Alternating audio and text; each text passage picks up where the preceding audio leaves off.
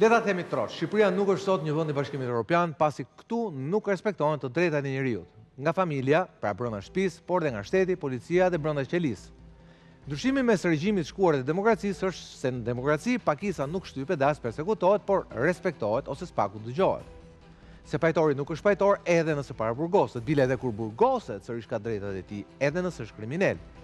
Shpreha liria jote përfundon aty ku fillon e imja është parimi bazë i një sistemi funksional demokratik. Ne kemi bërë hapa para, por jemi ende larg një demokracie funksionale, pikërisht sepse nuk respektojmë as vendparkimin e tjetrit dhe jo me lirinë e tij. Por këtu problemi nuk janë njerëzit. Problemi shumë mendojnë janë institucionet, është shteti. Paradoksalisht ama shteti e ka avokatën e vet. Institucionet shtetërore mbrohen egërsisht kur individët i padisin ata për shkelje të drejtave individuale apo të drejta tjera. Por dhe shtetit i është dashur të çedojë. Çerek shekulli më parë lindi institucioni i ombudsmanit apo avokatit të popullit. Një person i zgjedhur kryesisht me konsensus politik u kthye në zyrën ku trokisnin qytetarët për drejtat e tyre të shkelura dhe të mohuara. Kur në vitin 2001 zyrat e avokatit të popullit u hapën në komisariatet e policisë, një oficer i vjetër më pohonte frustrimin e uniformave blu, pasi nuk imponoheshin dot mos i dikur me gjuhën e tepruar të forcës. Ndaj keqbërësve sigurisht. Ne i kapim me peshë në dorë, thoshte krye policie, por nuk i quajmë dot fajtor, se këta të avokatit popullit më tonë se edhe i ndaluari ka drejtat e veta. Por a mund ketë drejta një kriminal? Një dilemë që nuk e kam vetëm policët, por e kemi dhe ne kur shohim se një vrasës trajtohet nga policia apo nga media si personazh telenovelash, ku në fakt shumë prej nesh e duam të varur në mes të sheshit. Në fakt ndryshimi i këtij mentaliteti është detyra apo misioni më i vështirë e avokatit popullit. Në një shoqëri ku shumica ka vuajtur nga padrejtësitë, të vuajtur shpeshherë tek vendosja e drejtësisë, shohin në thelb hakmarrje. Misioni i ngritjes së drejtave të njeriut në pjedestalin e shoqërisë tonë nuk është mision emocional. Në thelb ka të bëjë me zbutjen e shoqërisë, me kohezionin social, me bashkëjetesën, me ngritjen e sensit të përbashkësisë. Po përse ende e kemi të vështirë ta realizojmë këtë? Përse përbashkësia nuk po fiton akoma mbi konceptin e vjetër të kooperativës? Përse padrejtësia zëvendësohet me hakmarrjen? Përse zbatimi i ligjit nuk ndahet dot nga abuzimi me drejtat e njeriut?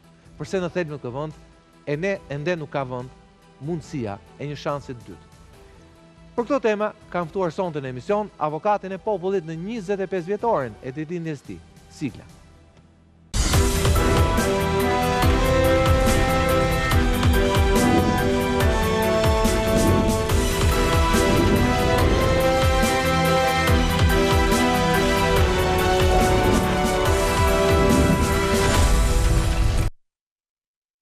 Mirëmbrëma dhe mirë se vini në Rizor. Me mua sot në program kam kënaqësi të kem një avokate të njohur, një mikeshën time të vjetër, drejtuesen e avokatit popullit, zonjën Irina Ballanca. Irina, faleminderit që me mua sot është kënaqësi. Edhe për mua shumë kënaqësi. Me mua në program janë Arbër Hoxha, avokat i njohur, mirëmbrëma Arbër, dhe kolegu im Martin Leka, një njeri i cili ka vuajtur që në fillesat e hershme shkeljen e drejtave të njeriut që në vitin 91-92. Për lirin e fjalës. Për lirin e fjalës, por edhe liri tjera, sepse, okej, muhabetet vjetra të te kaluara, por thelbi i shkeljes drejtave të njeriut qëndron akoma, apo jo, Irina, për fat keq, do thoja unë. Po besoj që avokati i popullit në këto 25 vite ka dhënë një kontribut shumë të madh. Por para se të flasim për këtë, të flasim pak ti futemi te realitetit ton, jo dhe aq të bukur politik shqiptar. Sot pak çështja e zgjedhjes së avokatit të ri të popullit është një çështje politike, pasi diskutohet në parlament. Ju jeni tashmë për shumë vite në drejtimin e këtij institucioni, apo jo? Po. Mos gaboj që mbas vitit 2017 erdhët si pjesë edhe një kompromisi të fortë politik mes palëve dhe ju zgjodhët në mënyrë konsensuale në pozicion dhe jeni 8 vjet në drejtimin e saj, tashmë po diskutohet sërish, po nuk diskutohet emri. Edhe me thënë drejtën, dhe këtu nuk duhet bëhem spekulant, ju e dini që unë i qëndroj larg spekulimeve, por ju jeni një avokat e njohur, ju i mbroni të gjithë, i keni mbrojtur të gjithë. Keni mbrojtur edhe Sali Berishën në një rast caktuar, po pse sot nuk ka një konsensus themi për rikonfirmimin tuaj në këtë pozicion? Po sepse së pari unë duhet të kërkoj, të paraqes kërkesë për të pasur një mandat të dytë. A ju s'e keni kërkuar? Jo, dhe unë nuk e kam kërkuar një gjë të tillë. Nuk e kam kërkuar këtë gjë pikërisht në emër të standardit. Në vitin 2019, Komisioni Venecias ka përgatitur një set standardesh ose parimesh të Venecias në lidhje me ombudsmanët. Dhe ky standard apo ky set rregullash ka parashikuar shprehimisht që do t'ishte më mirë, është e preferueshme, sipas standardeve, siç e thash, më të larta zbatimit të drejtave të njeriut, që ombudsmani të kishte një mandat të paktën 7 vite, por preferohet pa të drejtë përsëritjeja. Kështu që në këtë kuptim, përsa kohë që institucioni i avokatit popullit është një institucion i pushteteve të buta, soft powers, është një institucion i rekomandimit dhe i trajtimit të standardit, unë nuk mund të kërkoj standardet vetëm për të tretët, këto standardet, të cilat unë i kërkoj të tilla pa detyrim ligjore, po vetëm si standard, duhet ta zbatoj dhe vetë. Kështu që kjo është një nga arsyet që unë nuk kam kërkuar që të kem një mandat të dytë dhe kam bërë të qartë qëndrimin tim edhe në Komisionin e Ligjeve dhe në Parlamentin e Republikës së Shqipërisë. Pavarësisht se le themi ju u zgjodhët si pjesë e një temi marrëveshje politike që në fakt mos gabojmë daton nga viti 2017. Po, daton më herët, edhe Igli, Toto Zani është zgjedhur. Po ka qenë një rregull të themi parlamentari pa shkruar një propozim që vjen nga opozita dhe miratohet me konsensus nga pala tjetër. Toto Zani atëherë erdhi. Që duhet plotësoj kriteret ligjore, se kjo është shumë e rëndësishme. Patjetër, pra edhe Toto Zani, temi një jurist i mirë i njohur, patjetër dhe ju. Kujtoj edhe Emir Dorgjani ka qenë gjithashtu një Dobjani që ka hapur edhe hapit, besoj një tradit mirë, ndoshta jo profilit kaq të lartë sa qeni ju apo sa çishte Toto Zani, por hapi edhe një tradit mirë të ombudsmanit, të avokatit popullit. Shikoj emrat që përmendën tani, më duken pak kthim pas në kohë. Pra temi mbizotrimi, jam dakord që të keni konsensus politik, po t'jeni disa emra që të keni fare edhe miratimi profesional temi, apo integriteti personal. Atëre, unë besoj që në listën e kandidaturave është hera e dytë që u hap gara. Në listën e kandidaturave herën e parë kishte emra shumë të rëndësishëm dhe unë besoj që ishin emrat të cilat realisht i jepnin nder institucionit. Një nga emrat që është sot ende në garë për shembull është zonja Vitore Tusha, ish kryetare e gjykatës kushtetuese, ish andare e gjykatës së lartë, pra një person i cili ka kontribute të jashtëzakonshme. Mund të thuhet shumë çka, por nuk mund të thuhet se nuk ka një background të jashtëzakonshëm profesional. Tu pastaj po bëjmë subjektiv, po krahasuar me gjykatën aktuale kushtetuese pa diskutim më shtohet respekti për zonën Tusha. Po është për opinion personal. Dhe unë mendoj, në fakt nuk e mendoj si ju këtë çështje, po gjithsesi në rastin e zonjës Tusha vërtet besoj që është një emër shumë i vlefshëm profesional. Ka gjithashtu emra të tjerë profesionistës shumë të mirë, një profesionist tjetër shumë i mirë që është në listë, pa pasur unë preferenca individuale, gjithmonë, është edhe emri i Bredar Dervishit, ish këshilltarit të ish presidentit të Republikës dhe një person i cili vërtet ka pasur një zë shumë të fortë për sa i përket ruajtjes së standardit dhe të balancës në një kohë kur opozita nuk ishte fare në parlament. Pra edhe ky kontribut, sepse sigurisht ka qenë një këshilltar, besoj unë shumë i mirë në atë kohë i Zotit Meta, është për të vlerësuar dhe edhe jo vetëm ky kontribut edhe kontributet tjera. Ka juristë të tjerë të cilët janë vërtet emra të rëndësishëm. Një nga kandidaturat është edhe aktualisht komisioneri për mbrojtjen nga diskriminimi, zoti Gajda, dhe ai me një eksperiencë jashtëzakonshme dhe që vjen pas 5 viteve të një karriere shumë profesionale. Është ashtu Ahmet Prençi, pra ka njerëz të cilët kanë. Sa rëndësi ka që në postën e ombudsmanit, pra të avokatit popullit, të jetë një jurist, avokat patjetër, po që të ketë dhe një zë publik. Pra që të jetë diçka më shumë se thjesht profesioni. Një profesion. Pra, le temi, Bledar Dervishi për shembull, që ju përmendëm me drejt, pavarësisht se zoti Meta e drejtoi me ngarkesa të forta politike institucionin e presidentit të Republikës, Dervishin në 2-3 raste ndërhyrja e tij ka qenë e saktë. Le temi ka qenë e saktë. Atëre, duhet të ndajmë këshilltari nga titullari, janë dy gjëra të ndryshme. Sigurisht që këshilltari, dhe patjetër them, sigurisht titullari ka leadership dhe është bindja e tij se si do ta drejtojë dhe ushtrojë mandatin e vet. Mund të bijem dakord, mund mos bijem dakord, por ka qenë një mënyrë e tij e ushtruarit të mandatit të tij e zotit Meta gjatë kohës që ai ishte presidenti i Republikës. Ndërkohë që këshilltari është personi i cili vë në fokus, përgatit anën dokumentare dhe atyre që mund të jenë qëndrimet e titullarit. Shumë nga parashtresat apo shkaqet për të cilat janë kthyer një sër ligjesh që edhe unë i kam vlerësuar problematike nga presidenti i Republikës në një parlament i cili nuk kishte opozitën reprezentative në kuvend, pavarësisht arsyeve, kanë mbajtur pikërisht argumentimin dhe frymën e tij dhe janë jashtëzakonisht, domethënë, çështje shumë të forta profesionale. Por përtek kësaj, sepse siç e thash, nuk dua të identifikoj një emër apo një tjetër, e rëndësishme është që avokati i popullit të jetë një zë i rëndësishëm në diskurin publik, sepse ne kemi përgjithsisht autoritet moral. Ky institucion... Jo, keni dhe imponues, së të është moral. Jo, ajo historia që tërgova me atë dhe shefin e komisariatit shtetrale, ati i dilit ty nga veshët, nga unë dhe që... Se nuk bëj do të se i kam të dera në gjithë, nuk kam qa bëj fare. Po, sepse ne në përmjet rekomandimeve, në përmjet identifikimit, si pas ligjit ne jemi autoritet rekomandues. Gjithçka ne bëjmë, maksimum është rekomandimi dhe paraqitja e raporteve tek Komisioni Ligjeve dhe Kuvendi i Republikës së Shqipërisë. Këto janë masat më të mëdha që neve mund të marrim. Përjashtimisht mund t'ja paraqesim rastin, t'ja ekspozojmë prokurorive përkatëse, duke thënë që mendojmë që këtu ka një vepër penale dhe këtu është mandati ynë. Pra, e bukura e këtij institucioni është, dhe kjo ruhet, që ka një pushtet soft të butë, por ama zëri i tij është i fortë vetëm nëse standardi është i rëndësishëm, i vërtetë, i qëndrueshëm dhe ti e argumenton atë të themi qëndrimin që ke në lidhje me një çështje të caktuar. Arber, ne flasim për integrimin evropian, sigurisht. Flasim për integrimin evropian, në fund fare mendojnë që ai trau do ulet dhe ngrihet te ai kapitulli i fundit. Drejtat e njerëzit, zgjedhjet, standardet e Kopenhagenit që një ndryshe etj. Unë mendoj që ai jemi akoma larg nga pikpamja edhe pjekurisë si shoqëri.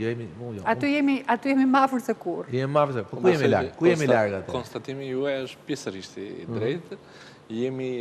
Nuk jemi larg në aspektin e të shkruarit të dispozitave ligjore apo të parafrimit të legjislacionit të Republikës së Shqipërisë me Bashkimin Evropian. Jemi shumë afër, ashtu siç e tha dhe zonja Ballanca, ne jemi larg apo disi larg në respektimin e atyre të drejtave të shkruara. Nëse ne do t'i vendosim thjesht në letër, në vitin 2017 më lejoni që të bëj një parantezë, u ndryshua kodi i procedurës penale. Dhe deri në vitin 1994, deri në vitin 2017, kishim një sistem që në letër ishte akuzator, por që realisht ishte inkuizitor. Në vitin 2017 u zbatua dhe u ndryshua komplet kodi i procedurës penale për sa i përket një mungesë të inkuizicionit dhe u vendos që është komplet akuzator. U prezentua për herë të parë letra e të drejtave të pandehurit dhe në momentin që një personi i ndryshon cilësia dhe merr cilësinë e personit ndaj të cilit zhvillohen hetime, i vendosen në dispozicion letra e të drejtave dhe një sër të drejtash të tjera procedurale që ai ka. Por sa i zbatohen këto në rastin konkret, këtu le për të dëshiruar. Le për të dëshiruar jo vetëm në prokuroritë e rretheve që janë prokurori të largta, por edhe në prokurorinë e kryeqytetit apo prokurorinë e Durrësit apo ndonjëherë edhe në prokurorinë e posaçme. Mos harrojmë rastin e zotit Qyno për shembull, që ka qenë një nga rastet më të gazetarit, që ka qenë një nga rastet më skandaloze, thritet si person që ka dieni, mbahet në zyrë dhe hiqet në mënyrë të paligjshme liria dhe më pas shkohet vetë kërkesë në gjykat dhe gjithë historia tjetër. Pra, kur një gazetari të njohur, apo edhe të panjohur qoftë, i shkelen të drejtat nga prokuroria e posaçme, imagjinoni se çfarë do të bëhen në prokuroritë apo në policitë gjyqësore të rretheve më të larta të kryeqytetit. Prandaj, besoj... Jo, nuk e diskutoj që çështja e zbatimit të drejtave të njerëzit është një sfidë kudo, në çdo vend të botës. Vazhdon të jetë një sfidë më e madhe në Shqipëri, kjo është e padiskutuar, por për rastin e zotit Qyno do doja në fakt që të bëja edhe unë pak një reklam të vogël. Vendimi i gjykatës kushtetuese i pak ditëve më parë ka qenë një vendim në vlerësimin tim një nga vendimet pozitive për cilat duhet edhe ta lavdërojmë gjykatën kushtetuese. Vendosja e standardit në rastin Qyno ishte shumë e rëndësishme, por avokati sepse u konsiderua që ishin përtej të gjitha masat të cilat ishin marrë nga ana e gjykatës nuk ishin proporcionale në kuadër të kufizimit të lirive individuale të tij dhe qoftë edhe të drejtës së tij si gazetar, pa lirisë së shprehjes, por edhe për sa i përket jetës private. Por unë pa modesti, në rastin konkret duhet ta them që në prill të vitit kaluar, pra një vit më parë, avokati i popullit ka publikuar një raport duke marrë shkas nga rasti qyno. Pra, pikërisht nga rasti qyno, ne lëvizim ose të temi fusha e të drejtës proceduriale në aspektin penal, por dhe në aspektin civil, janë element cilët avokati popullit ka një mandat të kufizuar, sepse ne nuk shprehemi në lidhje me vendimarrjen e gjykatave, vetëm aspekte proceduriale të problematikave që lidhen me sistemin gjyqësor dhe ose prokurorial. Por në rastin konkret, duke parë se kishte disa problematika jo të vogla të garantimit të drejtave procedurale të qytetarëve dhe të individëve, ne vendosëm duke marrë shkas nga rasti qyno të bëjmë një raport i cili edhe brenda institucionit pati shumë persona që më thanë avokate i duke kaluar masën sepse i duke dhënë, do me thënë, po del ti sigurimin neve gjykata. A ka masë kur do të mbrosh drejtat e individit? Po, unë besoj që në atë rast, me pak leadership, arritëm që të kishim një raport i cili së pari evidenton të faktin që ne duhet të kuptojmë një afatet proceduriale të hetimit të personave janë të përcaktuara në kushtetut ose në ligj ose në kode dhe këto afate duhet të respektohen. Ti nuk mund të mbash një person gjatë gjithë kohës si person rreth të cilë që ke dijeni rreth veprës penale, që ai ka dijeni rreth asaj vepre, kur ti je i sigurt që në kallëzim që vepra akuzat, do të thotë personi është e rinda, vepra po bëhet nga e rinda dhe ti po heton e mban nuk e vë, do të thotë nuk i vë një cilësi proceduriale rindës, po e mban aty në mënyrë që ti të kesh më shumë kohë për ta hetuar. Kjo nuk është legjitime sepse afatet proceduriale janë aty pasi hetimi i vazhdueshëm apo bëna në presion të vazhdueshëm një personi nga ana e prokurorisë është kërkesë drejtave të tij të njeriu. Gjithsesi, kjo dhe çështjet të tjera të qynos ne kemi ngritur zërin dhe ka mbi një vit që i kemi thënë dhe kemi qenë si të thuash miku i gazetarëve në rastin konkret, pasi për ne e drejta e shprehjes është një drejtë jo e pakufizuar, por është një drejtë shumë e rëndësishme. Po, se kemi edhe ne në 10 kartës drejtë e mirë, që është ajo që tash editorial. Fillon liria jote, mbaron liria ime. Për çdo liri dhe për çdo të drejtë është po ashtu. Po, Amerika e ka pak më ndryshe mbizotron amendamenti 2 dhe thotë mbizotron liria shprehjes, po Europa është më e balancuar. Mbetet Evropa gjithsesi është më e balancuar, po mbetet gjithsesi edhe Evropa një standard goxha i mirë. Neve jemi edhe më mirë se sa Evropa, se ne kemi ligjin e medias që ka vetëm një nen. Ka vetëm një nen, po dhe dim si e zbatojmë, Di Martini ka prokuroris. Martin, megjithatë në fakt duhet kishte ligj, po. Ka qenë përpara se sa të pas Martinit pastaj ishte një nga shkaqet pse u ndryshua ligji. Pra, provu mbi kurrizin e Martinit dhe u bë ligj i ri, po. Tani, unë kam një pyetje dhe një koment vogël. Ju nuk kandidoni për arsye personale, nuk jeni profesionalisht e plotësuar? Jo. Atëre, së pari unë... Sepse në fakt, ju nuk duhet ta braktisni detyrën, dhe unë, kur them braktisni detyrën, unë mendoj që ju duhet ta keni këtë indicën për të rikandiduar. Unë personalisht mendoj. Është gjë dëshira për të kandiduar, tjetër gjë kur ti ndeshësh përballë asaj të okay. Rekomandimi është që mundësisht të zgjidhet një tjetër. Pastaj është çështja morale, pastaj çështja.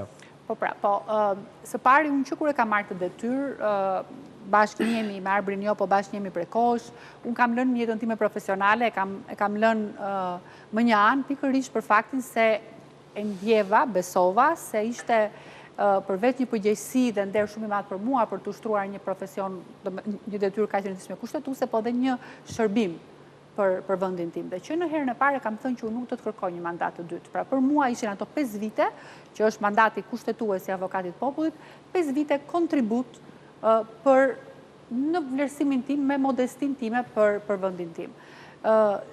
Pse? Sepse besoja dhe mendoja që gjithmonë, kush ka qenë jashtë strukturës shtetërore, ju mund ta keni provuar edhe vetë, është tjetër gjë kur je gazetar i lirë, gjen gjithmonë kritika, kjo shkon mirë, kjo po, hajde bëje një herë, provoje të jesh nga ana tjetër, të punosh ditë për ditë për të ngritur diçka, për të ngritur një institucion siç mund ta keni ngritur ju. Mbajmë ato se Fatosnano, ku ne ishim të çuar reklamit dhe kritikonin dhe po dhe tha, "Okay, hajde ne ta. Doni ta hajde merrni ta. Ti këtu, hajde ju bëjë që nesër, hajde merrni ta bëjeni vetë." Ndryshon situata kur ti ulesh në. Dhe prandaj them që duhet edhe kontribut.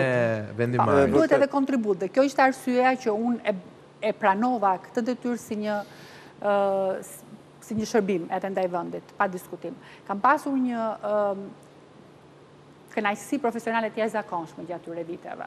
Sinqerisht e them sepse jam munduar të bëj më të mirën, por edhe kam marrë një feedback jashtëzakonisht shumë të mirë nga shumë njerëz që i kemi ndihmuar, nga shumë çështje që i kemi zgjidhur dhe në nivel rajonal dhe ndërkombëtar kemi pasur arritje të jashtëzakonshme.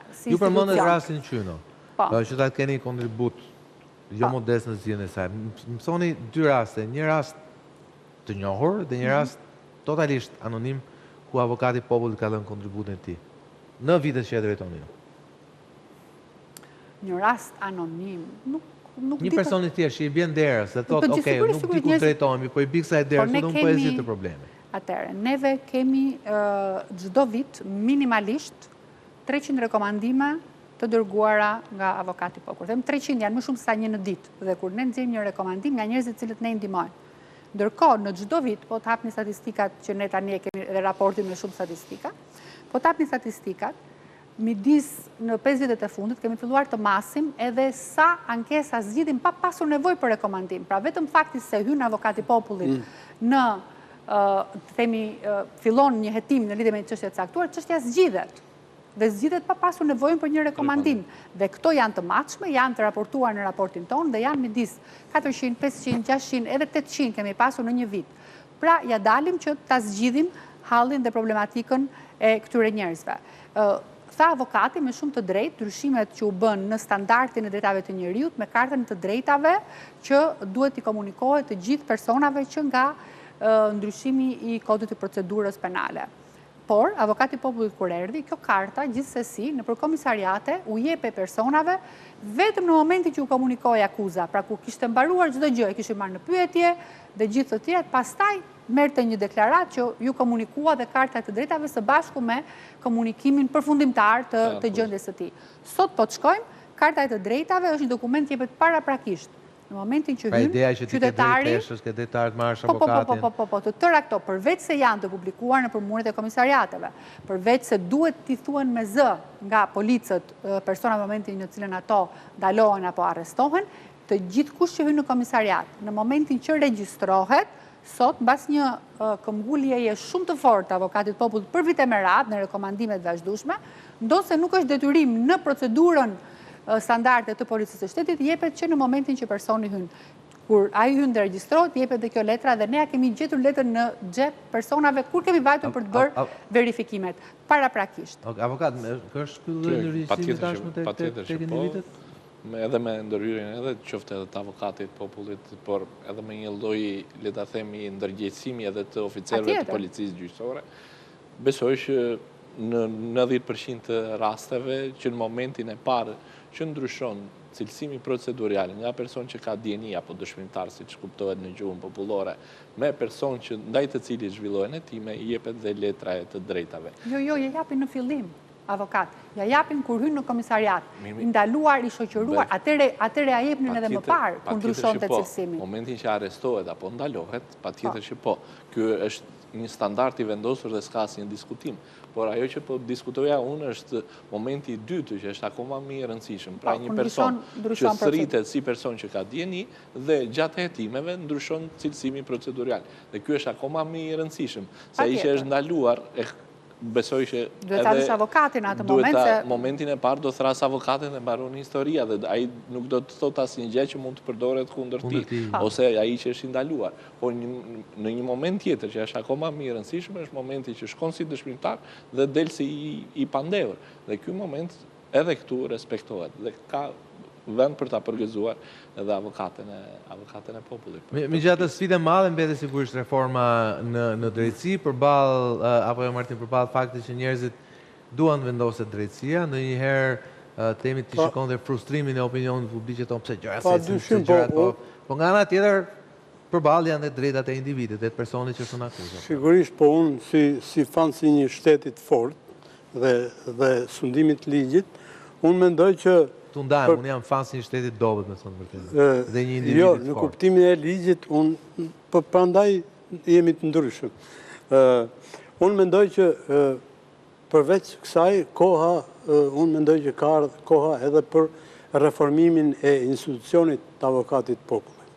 Ka 25 vjetë që sigurisht ka patur arritje dhe unë jam për atë ngritjen e nivelit të profilit publik, sepse avokati i popullit në fakt duhet tek ajo që pyetja që shton ju, unë them që duhet një avokat për popullin, dhe në këtë kuptim, unë mendoj që nuk duhet të jetë reforma vetëm në nivelin e rekomandimit. Avokati i popullit, unë mendoj që me ndërhyrjet, me reformin që duhet bërë, duhet ketë paktën në disa nivele, duhet ketë diçka më shumë se sa rekomandimi. Do me thënë, duhet të zgjidh disa problemi që mund të zgjidh edhe vetë. Forma, mënyra, duhet të gjendën me ligjë, me reformë. Avokati i popullit dhe avokati i shtetit kanë të njëjtat kompetenca? Jo, ka kompetenca ndryshme, tërësisht. Jo, e kisha në këtë sens. Për sa i përket pushtetit, ne jemi institucion më i fuqishëm. Jeni më se avokati i shtetit. Por ama avokati i shtetit ka shtetin nga pasë. Patjetër, ndërkohë që ju presupozohet ta keni përballë shtetin. Ose ju t'i qëndroni shtetit përballë institucionit. Jo kuptimi negativ fjalës, por ju qëndroni përballë. Prandaj them, ka nevojë që ne të kuptojmë rolin e institucionit të avokatit popullit, sepse her pas here un kam parë dhe e ndjej edhe nevojën e shoqëria civile që kërkojnë që ne të kthehemi në një watchdog të çfarë do lloj veprimtarie shtetërore dhe sigurisht që nuk është ky roli i institucionit. Po, edhe kryejmë edhe veprimet tona me iniciativë. Kemi mundësinë që të kemi edhe një mandat me iniciativë. Veproni edhe me iniciativë. Po, në disa raste specifike, nëse avokati i popullit vlerëson se ka një shkelje strukturore të drejtave të njerëzit dhe në rastet kur persona të cilëve u shkelur e drejta janë grupe vulnerabël, ne mund të ndërhyjmë ta marrim vetë rastin dhe jo me ankesë. Ankesa është rregulli, parimi, por ne kemi mundësi ta bëjmë të gjë edhe pa një ankesë det për së drejti nga qytetarët. Pra jemi një institucion i cili kemi dhe rol proaktiv. Ne, si institucion Shqipëria, ka një nga institucionet me mandatet më të gjërë, me kompetencat më të gjëra në vendet e Këshillit të Evropës. Në një raport i cili është publikuar për fuqinë e institucioneve të drejtave të njerëzit në kuptimin e mandateve të cilat ato kanë për të ushtruar në vendet e Bashkimit Evropian dhe vendet që duan të hyjnë në Bashkimin Evropian, është identifikuar se Shqipëria ka mandate të plota për mënyrën se sa të fortë jemi si institucion. Fakti që ne jemi institucion kushtetues dhe fakti që kemi marrë akreditim dhe riakreditim 4 herë nga institucionet e UN-it në nivel global si një institucion që plotësojmë kriteret për të mbrojtur drejtat e njerëzit është domethënës. Por ama të tëra institucionet e drejtave të njerëzit kanë këtë natyrë. Kanë rol rekomandues. Kanë lindur fillimisht si dora e zgjatur e parlamenteve. Më parë, tek të gjithë deputetët shkonin ankesat të qytetarëve, sepse ishte marrëdhënia e drejtë për drejtë deputet me personat të cilët ata i zgjidhnin. Më tej, parlamenti vendosi të krijonte një institucion tjetër, jashtë vetes së tij, të cilët i thoshte, ju qytetarë shkoni te ky person që ka mandatin dhe fuqinë time, prandaj zgjidhet me shumicë kaq të fortë nga parlamenti, i cili do të shërbej si arbitër midis qytetarëve, të drejtave të tyre, rolit tim, mandatit tim mbi këqyrës dhe se si po e ushtron qeveria pikërisht atë gjë që unë i kam thënë nëpërmjet ligjeve që kam bërë. Bota ka evoluar dhe ka ndryshuar. Kohët e fundit flitet që në fakt nuk janë më as 3 pushtete, sepse pushteti ekzekutiv dhe legjislativ po unifikohen gjithnjë më tepër. Po shkrihen me njëri tjetrin duke qenë se shumicat e mbajnë qeverinë dhe bëjnë në fakt gjithçka do qeveria dhe fuqia pushteti është kryesisht tek qeveria në rastin edhe në Shqipëri, besoj sa ashtu si ne. Ke rastin e Italisë, nuk ka të njëjtin. Edhe Italia sigurisht, flasim për Italinë për shkak që duket që Meloni bën çfarë do sigurisht sepse ka shumë. Ndërkohë që në kohën e Berlusconi, ndjes pas kuptoi që Berlusconi frustrohej përballë një parlamenti shumë sanguin dhe shumë gjyrë. Bota po ndryshon dhe po evolon. Dhe në këtë kuadër, prandaj them që duhet edhe kuptuar se cili është roli i institucionit tonë. Nëse ne mbyllim çfarë do lloj marrëdhënie që kemi me qeverinë duke bërë gjithmonë kritizerin par excellence, do të mbyllim çfarë do lloj mundësie për ta zgjidhur një hall të caktuar të qytetarit. Jeni vënë ju në një temin thojza një akuzë tillë nga ata që presupozohet ju propozuan dhe ju votuan? Unë nuk e di të them, nuk është se kam ndonjë ankesë formale zyrtare, por mund të them për shembull që në seancën e fundit të paraqitjes së raportit të avokatit të popullit, zoti Dumani kishte rreth 50 pyetje nga majoranca dhe opozita dhe deti disa orë në komision të ligjeve dhe në parlament dhe po ashtu edhe ne kishim 44 pyetje si avokat e popullit kur bëm raportin tonë.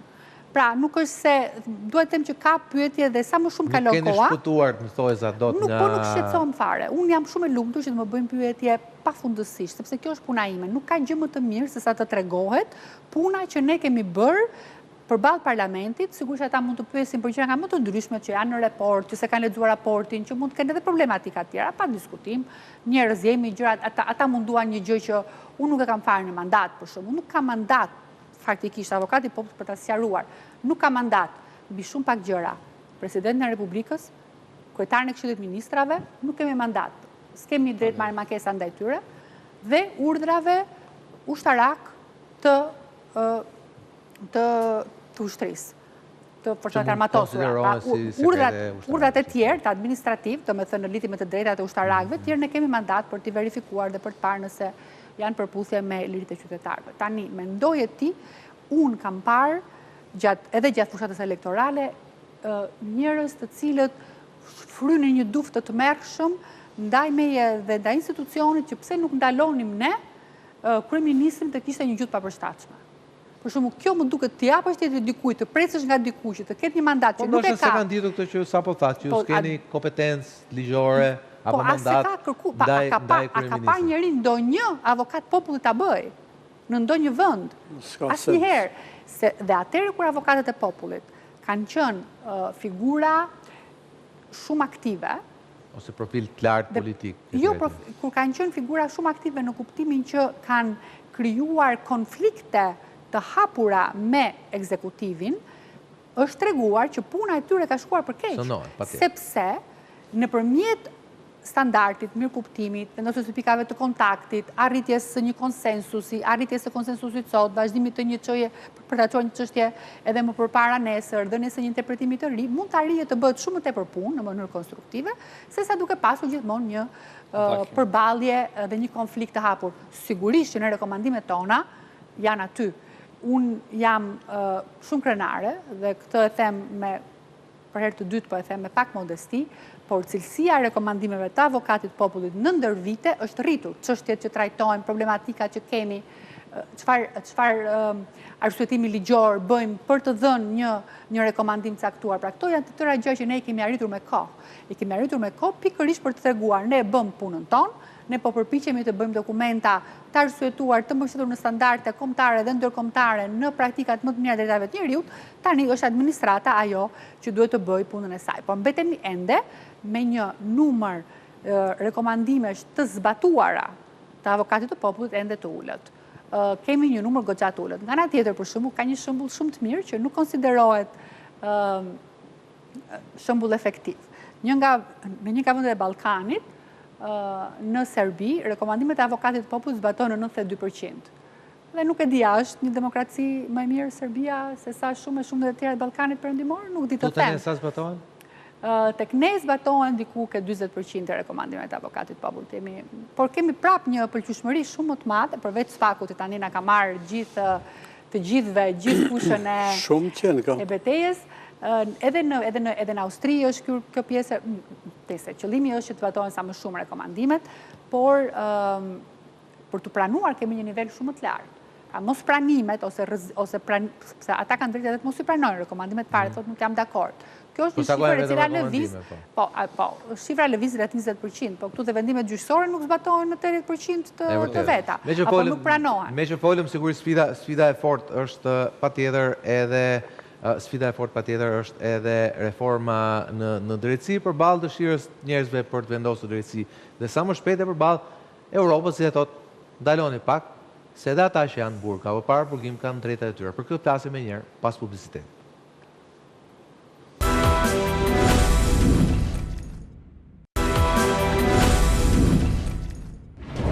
Kemi sërish të live me avokatën e popullit zonë Irina Balanca dhe kolegun tim Martin Lekaj dhe Arbër Hoxha. Arbër, reforma në drejtësi është sigurisht, e tha Irina pak më herë, na e ka marrë pak popularitetin SPAK-u, sigurisht pasi njerëzit duan ndëshkimin, i cili mendojnë që ka munguar, dhe gjithë mendojmë që në këtë vend ka sunduar pa drejtësia në përgjithësi. Ama nga ana tjetër janë e drejtat e individit. Pa tjetër që po, koleg. Dhe kjo është balancë që ka vështirë më u gjetë. Qenia njerëzore lind me të drejtat e tij dhe janë të drejtat të cilat përveç se lind janë të drejtat patjetërsueshme dhe të pacënueshme.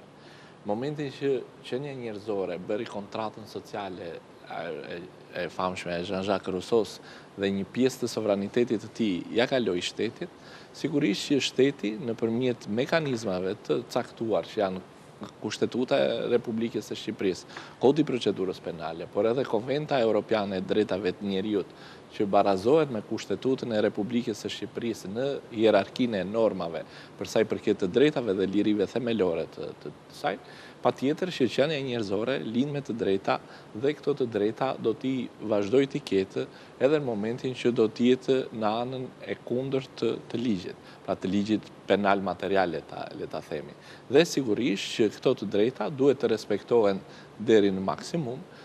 Këtu përfshihen përveç se e drejta e lirisë së lëvizjes, pra liria në thelb, e liria e shprehjes, por është dhe liria edhe e drejta e jetës, që Konventa Europiane e Drejtave të Njerëzit e materializuar nëpërmjet ligjit penal material, nuk pra ndalon dënimin me vdekje dhe e ka vendosur standard të paktën që nga viti 1998-97 besoj, por 96 ka qenë dënimi i fundit me Kam përshtypjen duhet të qenë pak më herë, duhet të qenë 93-shi, nëse s'gaboj unë, sepse pa e mend që ne ke dikur te revista Klane kemi bërë 93-shin dy vëllezër që cilët u dënuan me varje në Fier. Pastaj për shkak se Shqipëria u antarësua në Europë, edhe përpara antarësimit ne patëm një periudhë që vetë pavarësisht se nuk e kishim bërë ndryshimin kushtetues, u pezulluar, pra pati një autopezullim të vetë autoriteteve dhe besoj pas 95-s dënimi me vdekje u abrogua.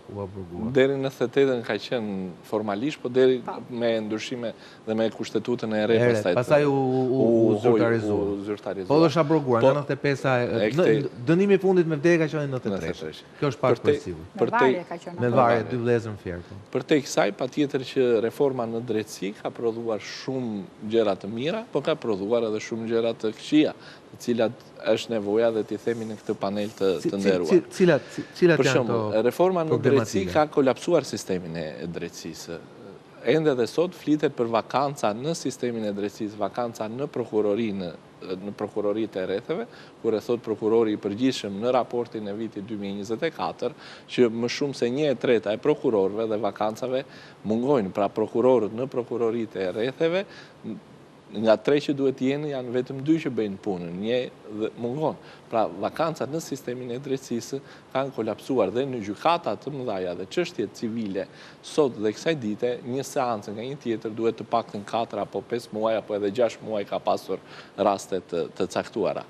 Përtej vakancave në sistemin e drejtësisë është dhe mbyllja e 5 gjykatave të apelit, gjykatës apelit të Shkodrës, Vlorës, Gjirokastrës. Dhe këto shtojnë dhe kosto për qytetarë. Jo vetëm që shtojnë kosto për qytetarët. Ka ju flisni për ndryshimin e hartës gjyqësore, që u debatua fort pak vite më parë. Por të marrësh në drejtësi, të paktën në çështje civile, duhen të paktën 7 apo 8 vite kohë. Pra që nga më tepër, skandal. Të paktën. Në çështje penale ka një kohë pak më të shkurtër. Në çështje penale ka një kohë më të shkurtër për shkak të masës së sigurimit. Kushton që nëse do divorcohet është 7 vjet. Ata që është vërtet? Pa fëmijë shkon minimalisht 3 vjet. Kështu që. Okej. Pra vetëm ajo që më ka interesuar ndonjëherë. Që te ke bërë mirazisht me parti. Po, ndoshta edhe kjo ndodh. Erinda, megjithatë unë do duhet përka edhe diçka tjetër që është e rëndësishme. Thelbi i reformës drejtësi është temi në fundi i pandëshkueshmërisë. Dhe rritja besimit qytetarëve tek sistemi i drejtësisë. Dhe sigurisht kjo ka bërë që nëse flet me shumë qytetarë thonë nuk ka rëndësi. Kupton, nuk ka rëndësi. Jo, po ne duam që ai të në shkollë, ti ksa opsion, nuk ka rëndësi. Dhe këtu, realisht të tonë, dhe për ata që le temi janë ish qeveritar, po dhe ata që vinë nga temi nga administrata shtetërore dhe publike e 12 viteve plus të fundit. Janë 2 rastet i pikë, rasti Berisha dhe rasti Veliaj.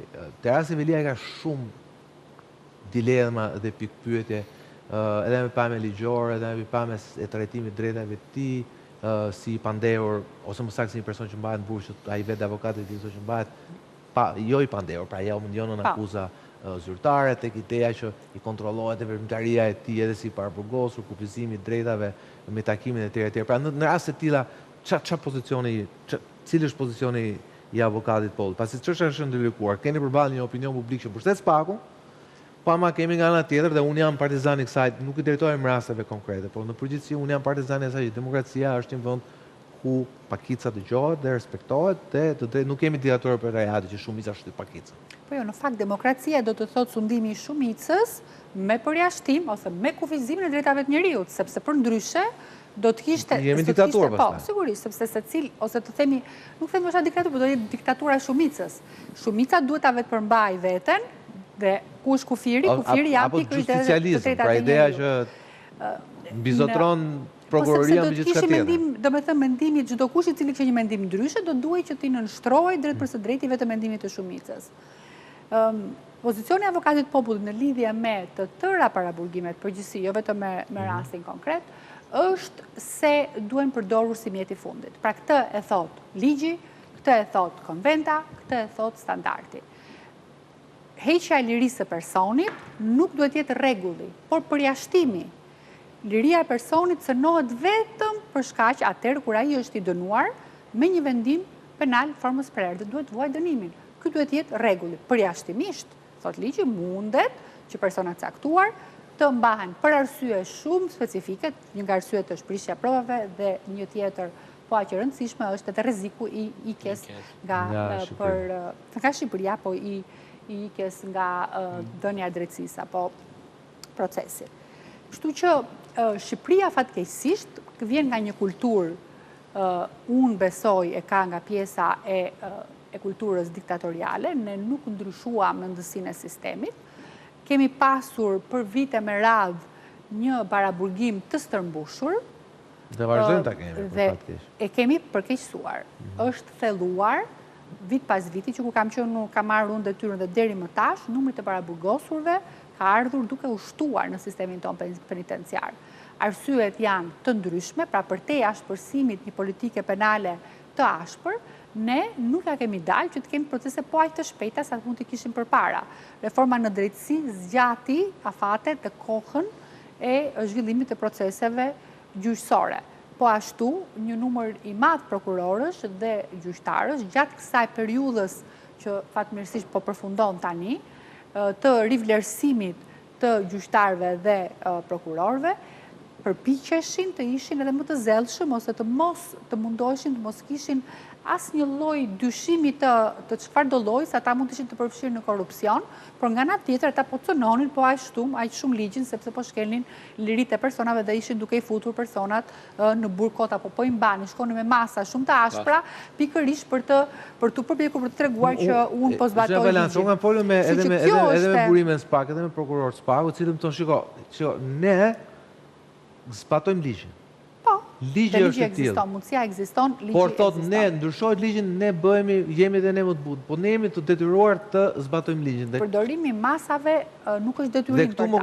Këtu më kujton se këtu më kujton një gjykatës të Kolegjit Zgjedhor në 2011, i cilin unë bisedoja lidhur me çështjen atëherë të famshme Basha Rama. Po. Dhe ai ta shikolla kur ne jemi në një presion të madh politik, ne bëhemi si kuajt, vendosim ato dy mburojat dhe shikojmë vetëm ligjin. Atëherë. Dhe prokurorët e SPAK-ut më thonë një gjë, ne jemi kështu, shikojmë ligjin. Mësohet ligji, po ju thoni që ka hapësira? Patjetër që hapësira ka, po ajo që po them unë është një gjë tjetër. Shtimi i numrit të paraburgosurve nuk është për shkak të SPAK-ut. Numri i personave që trajtohen nga SPAK-u shumë i ulët. Dhe numri të përqindja totale e persona që ata hetojnë, që janë në mas siguri është prapë me ullët se prokurorit e zakonshme. Numri më i madh i personave të cilët janë në burg nuk janë nga SPAK-u, pavarësisht se tani kemi eksponentë të rëndësishëm të krimit që po futen nga operacionet e prokurorisë së posaçme. Por unë prapë mendoj që arrestimi personave gjatë fazave të hetimit duhet jetë një përjashtim shumë i madh. Për të mos thënë që unë personalisht, duke mos thënë penaliste, duke mos qenë kur prokurore, duke mos qenë kur në këpucët e tyre, për duke qenë gjithmonë avokate, dhe tentoj për shkak të vesit profesional që të ta kem këtë lloj pozite, do ta përdorja si mjetin realisht të fundit ose asnjëherë në jetën time. Një nga arsyet pikërisht pse dhe unë nuk kam dashur kur të bëhem as gjyqtare që e vogël them, që kur kam mbaruar fakultetin e drejtësisë ishte se nuk e mbaja dot peshën e madhe të mbajturit të një personi në burg kot, ashtu si dhe të lëshuarit të një kriminali, sepse mund mos ishin provat e plota, ta i të dilte dhe të bënte një vrasje nesër. Pra, kjo është një çështje e cila ka 1000 përgjigje, varet paraspeshimi i këtyre elementve që gjykatat i vlerësojnë, spaku i propozon, po duhet të jetë gjykata ajo që ta bëjë peshën. Pra në fund të ditës, prokurorët, pavarësisht se ne themi spaku, po spaku vetëm propozon, akuzën bën. Duhet të jetë gjykata ajo që duhet të mbajë balancën e duhur. Po gjykata ajo që merr vendimin nëse është i bazuar apo nuk është i bazuar një pretendim i caktuar për marrjen e masës apo jo të prokurorit. Ti Martin, ku jetë pozita që këta që janë që po gjykohen duhet rinë në burg, apo ti me që e pjesë e opinionit publik? Unë jam si që thotë spaku. Ti e me spaku në të pozitë? Unë jam me spaku. Pra që ti këta duhet qëndrojnë para burgim, gjithë ta duhet qëndrojnë para burgim? Po ndoshta jo të gjithë, po përderisa ne kemi dhënë një konsensus për spakun, për reformën në drejtësi, ku shumica mbi rreth 80 thuhet. Reforma në drejtësi nuk është vetëm spaku. Nuk është vetëm spaku, është një nga shumë elementë të tjerë. Edhe spaku, edhe gjykata, që tha, edhe KPS janë ato organizma që kontrollojnë e tjera, dhe përderisa ne kemi dhënë një konsensus, sigurisht përjashtime para një viti, në Amerikë, pas 32 vitesh, doli një njeri i pafajshëm. Mori 2.8 milion temi skartë të sistemi dhe cilë për patë kesh me konsot larta njërëzore. Unë jam për të... Para burgimin. Para burgimi është tem që ha shumë diskutim. Ha shumë diskutim, por unë jam... Pa tjetër që po, para burgimi duhet jetë në kodin procedurës penale, është elementi i fundit që duhet të zbatohet. Po pse prokurorët e spakut tonë që ne nuk kemi mënyrë tjetë, nuk kemi shanë, kështu është ligji? Jo, pa ata në fakt vetë, ata vetëm një pjesë të vogël të hetimeve që kryeni kanë me masa. Pa tjetër... Sigurisht, ata kanë qindra hetime, me gjitha të për të qenë... Pa i bia të që janë qëllim shumë kur marrin masa. Jo, atërë kur ato besoj unë identifikojnë që ekzistojnë këto kushte për jashtimor, do t'i thotë arbi më mirë. Për qenë fair, edhe me opinionin publik, unë besoj që në rastin e Zotit Veliaj, po ma një rasë, po edhe Meta ka të njëtën në ankesë. Do shkoj edhe aty. Besoj që nuk ishte nevojë për të caktuar një masë ekstreme, për aq kohë sa ky person nuk ka rrezik që të largohet procedimit penal apo përgjegjësisë penale, për aq kohë sa u kthye nga Shtetet e Bashkuara të Amerikës, nuk ka pasur nevojë që të mund të ndryshonte një pjesë të provave, sepse provat pjesërisht ishin shkresore dhe nuk pra ishin administruar, mund të nxirej masa në një moment tjetër të mëhershëm procedurial, po jo në përfundim, pothuajse në përfundim të hetimeve, dhe nuk ka pasur rrezik që të kryejnë vepër penale, po aq të rëndë ose më të rëndë, sepse ende dhe sot firmos në cilësinë e kryetarit të bashkisë. Po ashtu dhe në rastin e Zotit Meta, nuk ka pasur rrezik që të largohej, nuk ka pasur rrezik që të prishë prova, se çfarë provash do prishte ai kur ishte, pra praktikisht ishte një... Po të janë për rastin e Zotit Veliaj, rreziku i prishjes prova? Unë besoj që vlente shumë pak, për aq kohë sa ai është ende dhe sot, me mas sigurimi arrest në burg, ai është ende në detyrë, pra është kryetari de jure, se de facto është dikush tjetër. Pra ma gjithë komunikimet janë të Zotit Veliaj. Gjithë komunikimet janë tani të filtruara, pra ai nuk mundet në asnjë rast ta ushtroj detyrën e tij të prishin ndonjë provë duke qenë po, me idenë që është i kontrolluar për shkak të pozitës së tij. Unë besoj që edhe ato përgjigje të cilat dolën dhe rodhën, besoj që kanë qenë të dorës së dytë në raport me faktin penal për cilin ai dyshoi. Megjithatë, për të dalë nga qertulli i rasteve konkrete dhe për të folur në përgjithësi, fatkeqësisht në Shqipëri masat e sigurimit arrest në burg dhe është e papranueshme që numri të paraburgosurve të jetë më mas se numri i të dënuarve. Dhe ndonjëherë edhe për shkak të shkeljes së afateve gjatë hetimit dhe gjykimit, ndodh që gjykata tjetë e detyruar që t'i japë më shumë se realisht se që meriton një person i cili gjendet fajtor, vetëm për shkak të afateve të paraburgimit. Ndonjëherë, themi spaku nga mëngjesi deri në darkë, duke i dhënë Cezarit edhe më shumë se që takon Cezarit. Spaku, pa tjetër që ka djemë dhe vajza shumë të mirë, po ka edhe njerëz të cilët që një njerëzore janë dhe mund të gabojnë. Dhe në raste konkrete ka pasur raste të cilat kanë qenë flagrante, por që kanë detyruar prokurorin për shkak të një pune të dobët të policisë gjyqësore, ja kanë bërë fakt të kryer, dhe tani prokurori vjen vërdallë për shkak të, le ta themi, të punës të dobët të policisë gjyqësore. Se hetimet në pjesën ndërmuese të rasteve nuk kryen nga prokurori. Prokurori përfaqëson akuzën në gjykatë në emër të shtetit, po kryen nga policia gjyqësore ose nga byroja kombëtare e hetimit. Që byroja kombëtare e hetimit ka pasur raste që nuk ka edhe njerëz profesionistë, jo të gjithë janë juristë, vinë edhe nga radhë edhe ushtrisë. Erina, megjithatë, janë tema e masas për paraburgim 1. Dhe është një temë tjetër e cila diskutohet shumë mes juristëve, masa temi e përcaktuar nga kodi penale, apo kodi penal, besoj, e shpërdorimit detyrës. Vepra e shpërdorimit detyrës. Pra është një temë që diskutohet kaq shumë, besoj që është një debat i shëndetshëm, pasi vjen për shkak të zhvillimeve. Për shembull, kujtim, po marr rastin e unë s'mburasin korruptuar një herë që by the way ta hap dhe e kam hap disa herë dhe e mbyll. Që nuk i referohem rastit Beqa në vetvete. Po për shembull rasti Beqa në vetvete ka një thelb. Për shembull thuhet këtë sterilizimin. Apo ku diun këtë çfarë quhet për check-up i falas. Pra ti prokurorët i thon pse ke bërë ti check-up me falas dhe ja, nuk i thonë. Po i ton diçka të tillë. Që t'jemi... Po në rregull, po i ton për sterilizimin. Thon pse e bën sterilizimin. Ai thot po unë kam pas program elektoral, e kam pas program politik. 2013 mund kam votuar për këtë çështje. Pra ideja është që ndonjëherë zëra balanca futet te ta thash ndoshta për shkak se prokurorët janë shumë teknik dhe këtu hyni ju, sepse njerëzit nuk janë robot. Robot pashtu i çojmë në riparim të autot.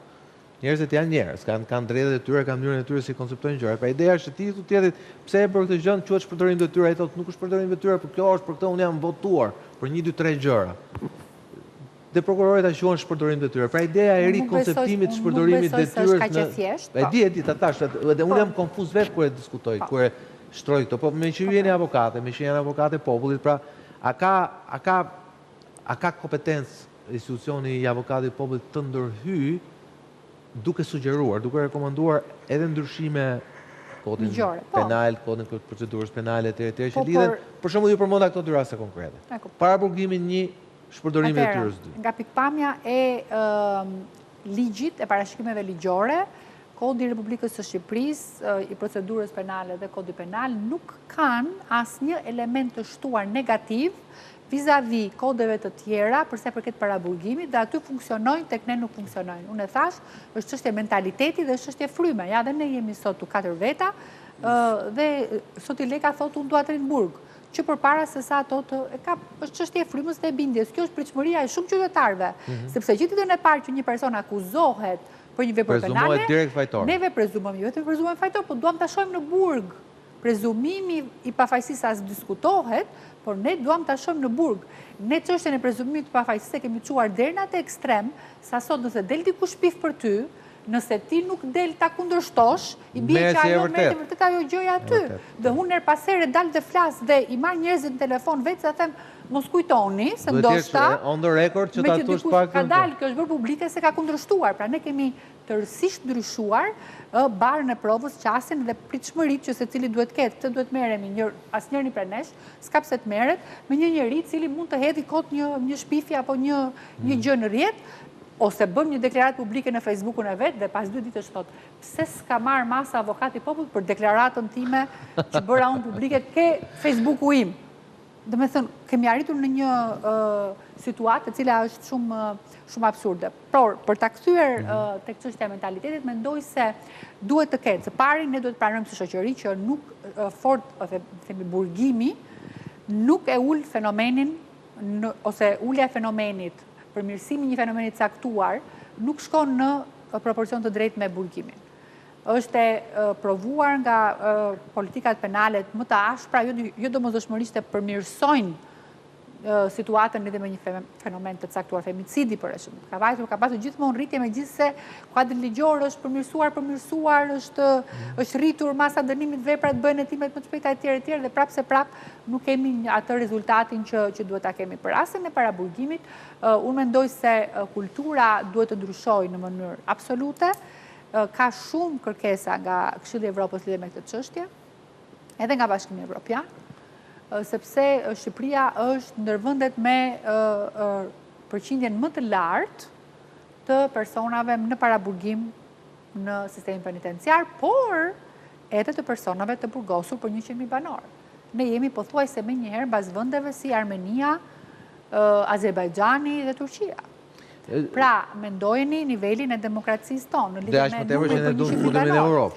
Pra, këtu është vetëm ai problemi është midis pritshmërisë njerëzve, ndoshta edhe për shkak shumë dekadave pa drejtësie, me të vërtetën. Është e vërtetë. Dhe themi gjesa gjendet ajo balanca, ndoshta do jetë pak të vështirë. Dhe këtu do misioni i vështirë dhe juaj, ja? Po, gjithmonë i pamundur ka ngelur është futur në burg në Shqipëri. Këtu problemi ka qenë me të mundurit, me ata që kanë qenë pjesa më e pushtetshme, ata kanë shpëtuar nga të themi dara e drejtësisë. Shumë persona, avokati e di dhe më mirë, shumë persona kanë vuajtur dënime shumë të mëdha për vepra shumë të vogla, dhe kjo ka qenë karakteristik e shoqërisë shqiptare. Pra nuk është se ne kemi pasur ndonjëherë bugjet bosh. Bugjet e kemi pasur vazhdimisht plot, por janë dënuar persona të cilat ka pasur një pandëshkueshmëri për të fuqishmit, ka pasur pandëshkueshmëri për korrupsionin për sistemit gjyqësor, ka pasur pandëshkueshmëri për korrupsionin dhe krimin organizuar në përgjithësi.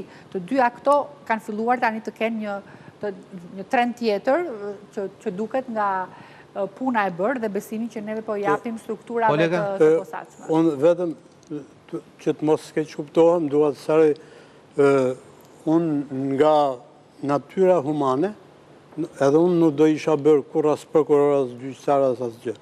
Problemi ne si shoqëri dhe unë mendoj që sa do pak përfaqësoj 5 njerëz në opinion, që jam për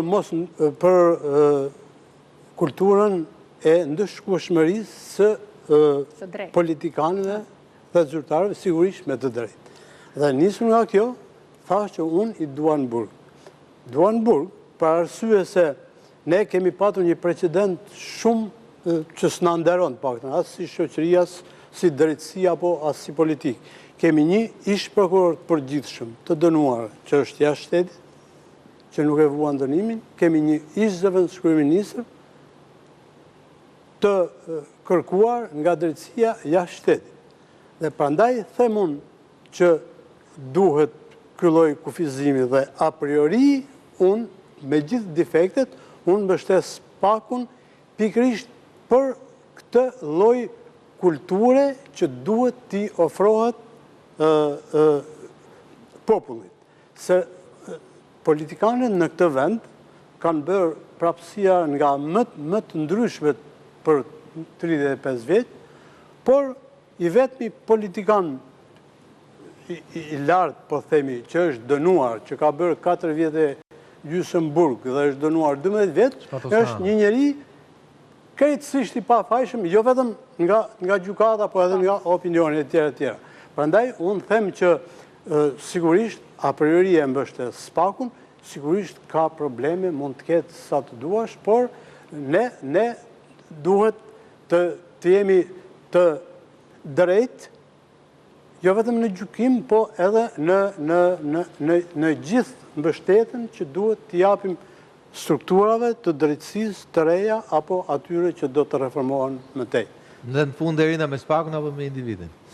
Me të dy. Është provokative. Jo, sigurisht me të dy. Unë besoj që spaku në fakt është nga institucionet që ka bërë një punë shumë të mirë. Nuk është pavarësisht rasteve individuale. Unë nuk kam korrigjimet kemi nevojë të gjithë. Që të gjithë, edhe vetë kur lexojmë një tekst që kemi shkruar më parë, jam e sigurt që duam ta përmirësojmë. Kështu që u besoj së pari se detyra e tyre kryesore ka qenë që të ikte miti i padëshkueshmërisë nga në këtë vend, apo të fillonte të thyej, të themi, ky mit, si për grupet e organizuara dhe progresatët kriminale, ashtu edhe për politikanët, dhe besoj se tashmë të paktën kjo gjë ka ndodhur.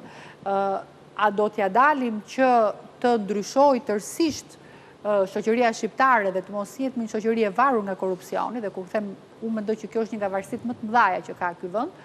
Kjo është për tu parë dhe shpresoj që brezat e rinj, unë nuk besoj se ne do ta heqim varësinë nga korrupsioni si brez, po shpresoj që brezat që do të vinë do të kenë një qëndrim dhe një qasje tjetër, duke kuptuar se kjo është një nga plagët më të mëdha të shoqërisë shqiptare.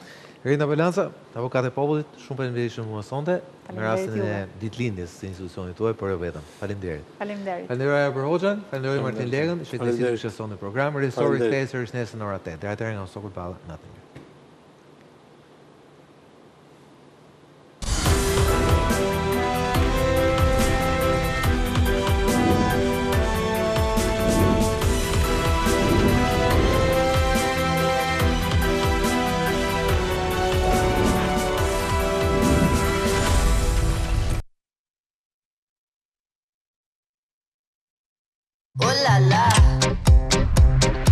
Me zgjidhjet digjitale të Vodafone Business, biznesi yt i tej kalon limitet dhe